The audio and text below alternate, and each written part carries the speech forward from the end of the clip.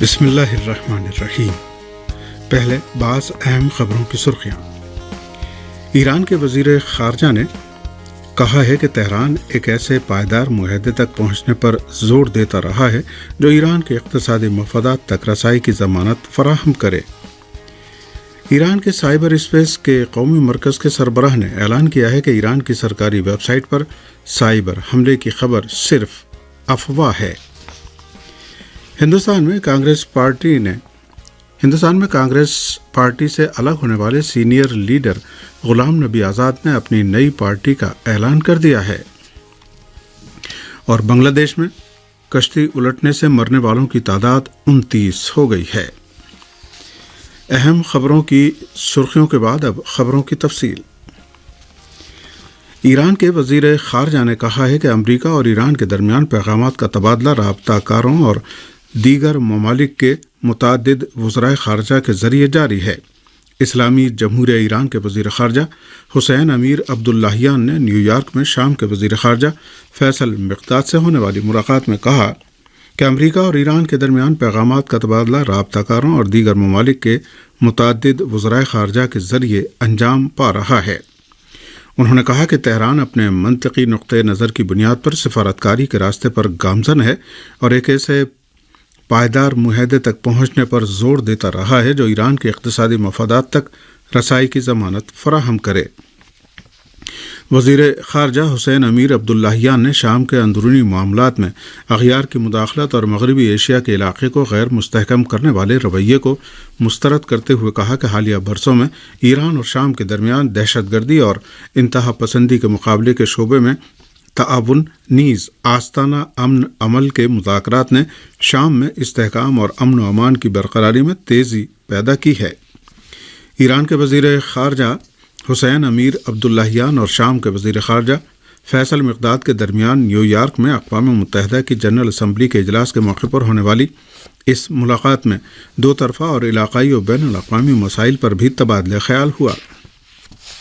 اس ملاقات میں شام کے وزیر خارجہ فیصل مقداد نے خطے میں امن و سلامتی کے قیام اور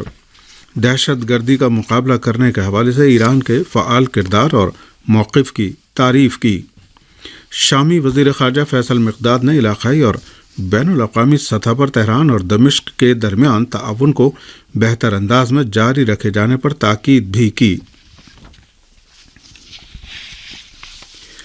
صدر ایران سید ابراہیم رئیسی نے گزشتہ دنوں کے واقعات میں زخمی ہونے والے شہریوں کی اسپتال میں جا کر عیادت کی ہے۔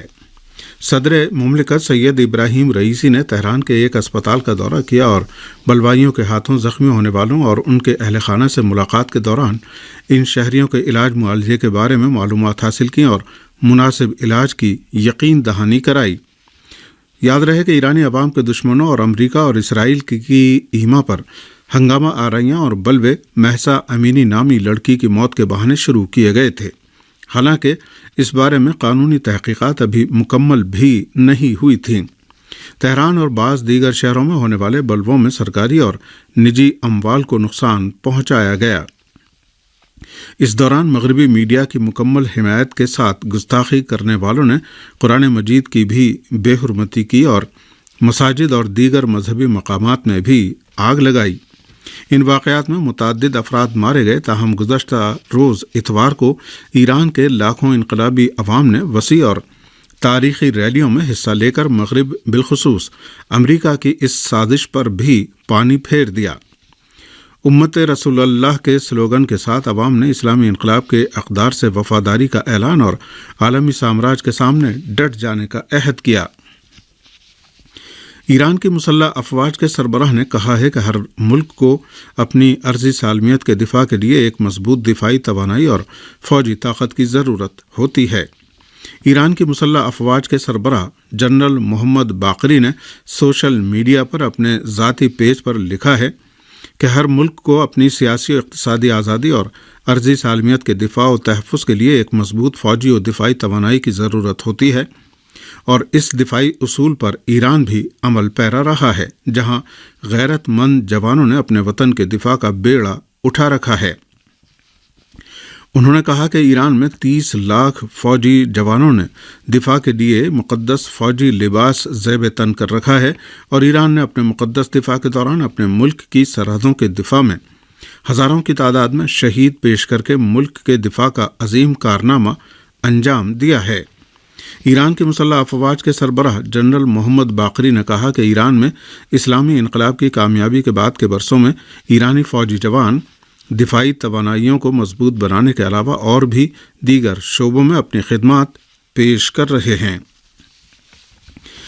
ایران کے سائبر اسپیس کے قومی مرکز کے سربراہ نے اعلان کیا ہے کہ سرکاری ویب سائٹ پر سائبر حملے کی خبر صرف افواہ ہے۔ ایران کی پارلیمنٹ کی پریزائڈنگ کمیٹی کے ترجمان سید نظام الدین موسوی نے بھی کہا ہے کہ پارلیمنٹ مجلس شورائے اسلامی کی کسی بھی ویب سائٹ کو ہیک نہیں کیا گیا ہے۔ انہوں نے کہا کہ پارلیمنٹ کے ارکان کا نام اور ان کے ٹیلی فون نمبر پارلیمنٹ کی ویب سائٹ اور سوشل میڈیا پر درج ہیں تاکہ رپورٹر اور عوام ان سے آسانی کے ساتھ رابطہ کر سکیں۔ واضح رہے کہ ایران مخالف ٹی وی چینلوں نے اپنی غلط بیانی اور بے بنیاد دعووں کو جاری رکھتے ہوئے دعویٰ کیا تھا کہ اینونیمس نام کے مبینہ ہیکر گروہ نے ایران کی پارلیمنٹ کی ویب سائٹ کو ہیک کر لیا ہے۔ ایران کے سائبر اسپیس کے قومی مرکز کے سربراہ نے بھی اس خبر کو مسترد کر دیا ہے۔ اس مرکز کی جانب سے جاری بیان میں کہا گیا ہے کہ ایران کی تمام سرکاری ویب سائٹیں ہر ایک کی دسترس میں ہیں اور کسی بھی قسم کے سائبر حملے کی خبر بے بنیاد ہے۔ اسلامی جمہوریہ ایران نے کہا ہے کہ ایرانی قوم کے حقوق کے دفاع کے دعوے دار ممالک اپنے جھوٹے نعرے لگانا بند اور ایرانی قوم کے خلاف کئی اشروں سے جاری غیر انسانی پابندیاں ختم کر دیں۔ ایران کی وزارت خارجہ کے ترجمان ناصر کنانی نے اپنے انسٹاگرام پیج پر اسلامی جمہوریہ ایران کے سلسلے میں امریکہ اور مغربی ملکوں کے دوہرے معیار پر کڑی تنقید کرتے ہوئے لکھا ہے کہ ایران کے مقابلے میں دشمن ملکوں کا رویہ ہمیشہ دوغلا اور دوہرے معیار کا رہا ہے، اور ایران میں ہونے والے حالیہ بلووں میں امریکہ اور بعض یورپی ملکوں کے سیاسی رہنماؤں نے اور اسی طرح ان ممالک کے ذرائع ابلاغ اور ان کے اعلی کار ذرائع ابلاغ من جملہ ان ممالک سے نشر ہونے والے فارسی زبان کے ٹی وی چینلوں نے شرپسندوں اور بلوہ کرنے والے عناصر کی بھرپور حمایت کر کے ایرانی قوم کے حق میں جتنا ظلم کرتے بن سکتا تھا وہ کیا، مگر لاکھوں کی تعداد میں ایرانی عوام نے سڑکوں پر نکل کر اور اسکوائروں پر اجتماع کر کے اپنے ملک کے نظام اور اپنے وطن اور اسلامی انقلاب کی حمایت اور وفاداری کا اعلان اور فتنہ گروں سے نفرت و بیزاری کا اظہار کر کے دشمنوں کے سارے منصوبوں پر پانی پھیر دیا، جبکہ ان کا یہی میڈیا ایرانی عوام کے ان اجتماعات پر خاموش رہا اور پھر ان اجتماعات کو بہت معمولی ظاہر کیا۔ ایران کی وزارت خارجہ کے ترجمان ناصر کنانی نے اس سے پہلے بھی امریکی وزیر خارجہ کے ٹویٹ کے جواب میں اپنے ایک ٹویٹ میں کہا تھا کہ ملک کے اندر ہو یا بیرون ملک، امریکہ انسانی حقوق کے سلسلے میں اپنے شرمناک ریکارڈ کے بعد کیسے اس بات کی جرات کر سکتا ہے کہ اخلاقی میدان میں خود کو برتر سمجھے اور دنیا کو نصیحت کرنے کی کوشش کرے، اور امریکی وزیر خارجہ اینٹونی بلنکن کو یہ معلوم ہونا چاہیے کہ وہ ایک ایسے ملک کے وزیر خارجہ ہیں جہاں کی پولیس نے صرف 9 ماہ میں 730 شہریوں کو فائرنگ کا نشانہ بنا کر موت کے گھاٹ اتارا ہے، جبکہ ہلاک ہونے والوں میں بیشتر سیاہ فام شہری شامل رہے ہیں۔ یورپی یونین کے خارجہ امور کے سربراہ جوزف بورل نے بھی اتوار کو اپنے ایک مداخلت پسندانہ بیان میں کہا ہے کہ یورپی یونین ایران میں امن و امان کی برقراری کے لیے حکومت ایران کی جانب سے اپنائی جانے والی قانونی تدابیر کے مقابلے میں اپنے آئندہ کے اقدامات پر غور کر رہی ہے۔ یہ خبریں آپ کی خدمت میں ریڈیو تہران سے پیش کی جا رہی ہیں۔ ہندوستان میں کانگریس پارٹی سے الگ ہونے والے سینئر لیڈر غلام نبی آزاد نے اپنی نئی پارٹی کا اعلان کر دیا ہے۔ ہندوستان کے زیر انتظام جموں کشمیر کے سابق وزیر اعلیٰ اور کانگریس سے الگ ہونے والے سینئر لیڈر غلام نبی آزاد نے اپنی نئی پارٹی کا اعلان کرتے ہوئے پارٹی کا نام ڈیموکریٹک آزاد پارٹی رکھا ہے۔ جموں میں ایک پریس کانفرنس میں انہوں نے اپنی پارٹی کے نام کا اعلان اور جھنڈے کی رونمائی کی۔ غلام نبی آزاد 3 روزہ دورے پر اتوار کو دہلی سے جموں پہنچے تھے۔ اپنی نئی پارٹی کا اعلان کرتے ہوئے انہوں نے کہا کہ پارٹی کی آئیڈیالوجی اور نظریات اس کے نام کی ہی طرح ہوں گے اور اس میں سبھی سیکولر سوچ رکھنے والے افراد شمولیت اختیار کر سکتے ہیں۔ غلام نبی آزاد نے کہا کہ وہ پارٹی کا ایجنڈا پہلے ہی واضح کر چکے ہیں اور پارٹی کے ایجنڈے میں جموں کشمیر کو مکمل ریاست کا درجہ بحال کرنا اور ملازمتوں نیز زمین کے مالکانہ حق کو علاقے کے لوگوں کے لیے محفوظ بنانا شامل ہے۔ پاکستان میں ایک فوجی ہیلی کاپٹر حادثے کا شکار ہو گیا ہے جس میں کم سے کم 6 پاکستانی فوجی اپنی جان گنوا بیٹھے ہیں۔ پاکستانی میڈیا نے ISPR کے حوالے سے خبر دی ہے کہ پاک فوج کا ایک ہیلی کاپٹر صوبے بلوچستان میں ایک فلائنگ مشن کے دوران گر کر تباہ ہو گیا۔ ISPR نے بتایا کہ اس حادثے میں 2 پائلٹ سمیت ہیلی کاپٹر پر سوار سبھی 6 فوجی اہلکار اپنی جان گنوا بیٹھے۔ جان گنوانے والوں میں میجر منیب افضل اور میجر خرم شہزاد شامل ہیں۔ دوسری جانب صوبہ بلوچستان کے وزیر اعلیٰ نے ہرنائی میں پاک فوج کے ہیلی کاپٹر کے حادثے پر افسوس کا اظہار کیا ہے۔ انہوں نے اپنے بیان میں کہا ہے کہ حادثے میں مارے گئے جوانوں کے اہل خانہ کے غم میں ہم برابر کے شریک ہیں۔ صوبہ پنجاب کے وزیر اعلیٰ چودھری پرویز الہی نے بھی اس حادثے پر دکھ کا اظہار کیا ہے۔ بنگلہ دیش میں کشتی الٹنے سے مرنے والوں کی تعداد 29 ہو گئی ہے جبکہ درجنوں افراد اب بھی لاپتہ ہیں۔ بنگلہ دیشی حکام کے مطابق حادثہ شمالی پنچ گڑھ ضلع کے بودا قصبے میں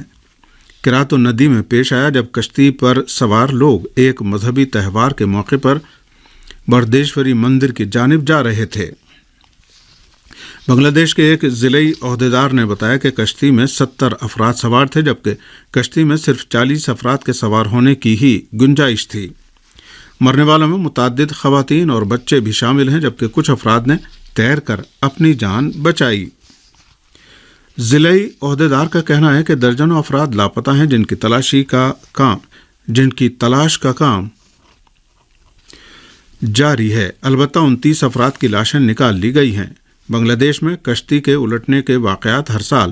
رونما ہوتے ہیں جبکہ رواں برس مئی میں بھی ایسے ہی ایک واقعے میں 26 افراد جان کی بازی ہار گئے تھے۔ یمن کے مختلف علاقوں پر سعودی اتحاد کی جارحیت کا سلسلہ بدستور جاری ہے جبکہ گزشتہ 24 گھنٹے کے دوران جارح سعودی اتحاد نے 50 سے زیادہ بار جنگ بندی کی خلاف ورزی کی ہے۔ سعودی اتحاد نے یمن میں جنگ بندی کی خلاف ورزی کرتے ہوئے گزشتہ 24 گھنٹے کے دوران اس ملک کے مختلف علاقوں کو 53 بار وحشیانہ جارحیت کا نشانہ بنایا۔ المسیرہ ٹی وی کی رپورٹ کے مطابق سعودی اتحاد کی جانب سے جنگ بندی کی جاری خلاف ورزی کی اور رہائشی علاقوں اور یمن کی مسلح افواج کے ٹھکانوں پر حملہ کیا۔ سعودی اتحاد کے ڈرون اور جنگی طیاروں نے الحدیدہ، تعیز، معارب، حجہ، سعدہ، جیزان، زالے اور نجران میں یمنی شہریوں کے رہائشی مکانات اور یمنی فوج اور عوامی رضاکار فورس کے ٹھکانوں کو بھی نشانہ بنایا، گولہ باری کی اور راکٹ حملے کیے۔ طلبہ کے عالمی مارشل آرٹس کے مقابلوں میں ایران کی ٹیم نے سونے کے 4 تمغے حاصل کر کے چیمپئن شپ جیت لی ہے۔ ترکی میں ہونے والے ان مقابلوں میں ایران کے طلبہ کی ٹیم نے